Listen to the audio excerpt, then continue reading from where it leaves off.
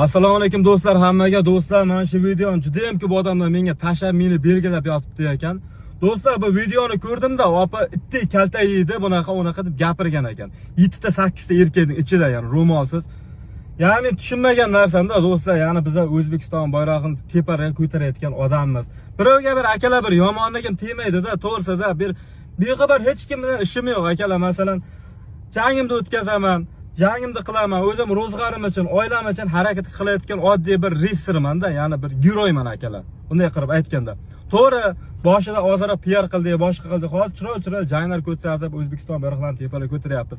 Lekin bular bunaqa video chiqarib, ya'ni tushunmadim. Ya'ni men bularga yoki bir narsaning zararim tekkani yo'q shu paytgacha, bir narsa demaganman. Nima demoqchiman? Bu videoni, mana shu videoni do'stlar qiziga yetkazib qo'yinglar akalar.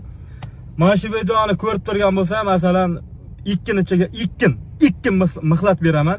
2gacha kechirim so'rab, to'dab, uzr so'rab video qo'ysin.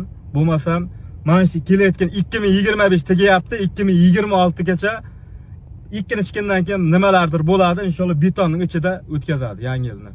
Ya shu paytgacha jiddiy qaramaganman, ko'p narsaga e'tiborsiz qoldiraman, mayli akalar. Lekin bu videoda yomon juda ham bir odam ta'sirlanib ketdim, to'g'risi ko'rib. Ya'ni nima uchun men birovga zararim tegmayapti-ku, nima uchun bunaqa video chiqaradi? Do'stlar, o'zlaring fikrlaringizni bildiringlar akalar. Nima deylik, ya'ni qaysi biriga nima deyish hayronman. Omon bo'linglar.